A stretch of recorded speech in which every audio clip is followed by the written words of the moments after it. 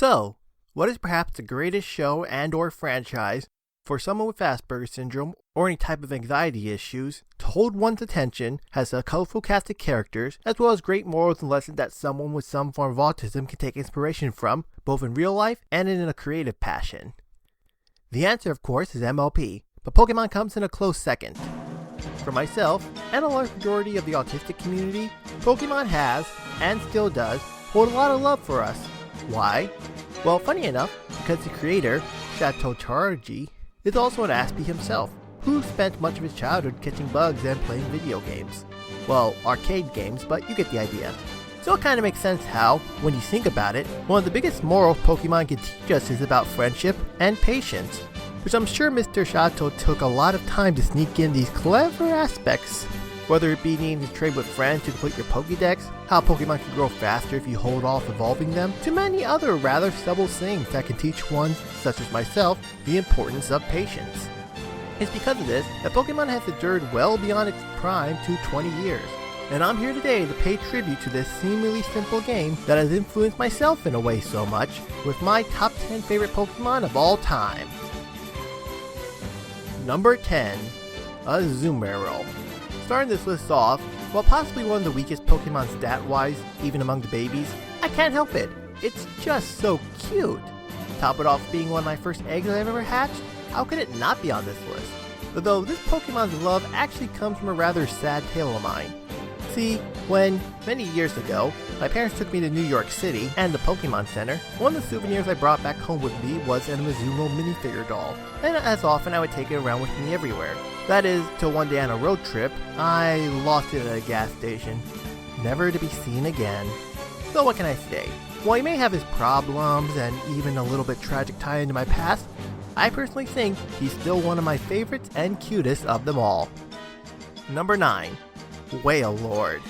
I mean, yeah, Sharpedo is cool, I guess, but I'm sorry, I just gotta go for Wailord every time. I mean, look at that thing! It's a beast! And it somehow fits into a tiny Pokeball, which I always found hilarious. And with a crazy amount of health and defense, he's also one of my favorite team members to take some hits while I heal up the rest of my group, being my perfect surf and waterfall buddy. Number 8. Sableye. It's a dark ghost type, and personally, I love my combo typings. And with Ghost and Dark, up until the introduction of Fairy types, this guy had no weaknesses. But in any case, it certainly didn't when Ruby and Sapphire first came out, so I'd always make sure to carry this guy around with me. Number 7. Flygon. Okay, so everyone has their favorite non-legendary dragon Pokemon. The one where it takes a lot of time and leveling up to get there, but is worth it in the end when you have a fully grown dragon. For me, that would definitely be Flygon. Of course, the only problem is you have to deal with its near worthless trap pinch for a while, but as I said, the payoff is worth it when you have a dragon Pokemon that can not only resist most attacks, but isn't affected by electric or ground types. And while I know a lot more people are fans of Salamander, I still have to go with Flygon all the way, simply because you can get it a lot sooner and train it up and make it like you more. And so what can I say? Flygon, you fly on. Number 6. Magikarp. A rather tough call with this one, because Magikarp and, believe if you want, Farfetch. Why? Because these two are really the symbols of the game's moral, patience. With Farfetch, when you think about it, you have a chance to trade a rather weak Sparrow early on in the game for a much stronger Farfetch. Top it off, since it's a trade, it also evolves faster. But, as Mr. Sato put it once in an interview, if you would have stuck around with that Sparrow, it would eventually evolve into a Fearow. Which could also be the same said if you had stuck around for your Pidgey for a while.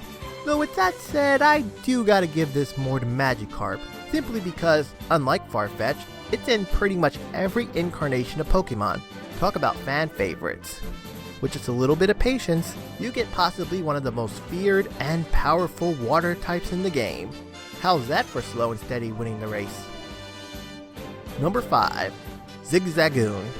Out of all the rat Pokemon from the games, the only one that I would always take with me in my main party when I could was Zigzagoon and Lumilu. Why? Well, because in the early Sapphire and Ruby games, it was the only Pokemon that knew pickup. I mean, who wouldn't want a Pokemon that you could find super rare potions, candies, and nuggets with? Not only that, but I could also use Surf, which was very ideal when I waited to get my Wailord. It's not a bad choice to always have in my party. Number 5. Ralts and all of its evolutions. If I had to pick a favorite type, then it would definitely be Psychic. For the longest time, these Pokemon had no weaknesses, and the few that had super effective moves were also Poison type. And for me, my favorite Psychic of them all was Ralts. And in a way, much like Magikarp and Abra, it's rather pathetic at first, sometimes only knowing Flash or Teleport, but much like those earlier Pokemon, through patience and training, it slowly, but surely, evolves into the lovely Kirlia, then into the gorgeous Gravador, and if you're willing to wait a little longer to get a Dawnstone, it turns into the badass Gladador.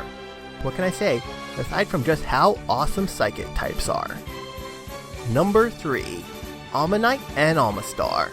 Okay, so while not the best fossil Pokemon, even if it's miles above Lilypad, this Pokemon is high on my list for nostalgic reasons, and because of a rather funny story that kinda makes you appreciate how far the game's graphics had come. See, when I first introduced the game from a friend of mine back when I was 6, upon playing a run-through for the first time, I ended up thinking my first starter Pokemon, Bulbasaur, was an Almanite. I mean, you can see how you could get that mixed up, right? Well, in any case, once I figured out my little mix-up, Almanite still kinda held a close place in my heart as my very first Pokemon. Which, speaking of, Number 2. Bulbasaur. Okay, so while I have to admit, I would more often pick Squirtle later on, for the same reason as Almanite, Bulbasaur still holds a place in my heart as being my very first Pokemon. I mean, it's the number 1 Pokemon in every chart for a reason. He's what got me into the whole franchise in the first place. Also, come on, how can you not think he's cute? Especially between these 3. And my number 1 favorite Pokemon is Heracross. Just look at this thing. It's a gigantic Hercules beetle. I would always try to make sure it's in my party whenever possible. Thanks a lot, Maddie, for telling me I could get one in both X and Y. Still, this is easily one of my favorite bugs and or fighting types for both cool design, and I guess it's real how much trouble I have to sometimes go through to get one. So what do you think of my list? Agree or disagree? What would your top 10s be? And if you have ASD or some other anxiety issues, what aspects of the game help you teach them more about patience the most? Thank you very much for watching, and happy birthday, Pokemon! Thanks for always being there with me.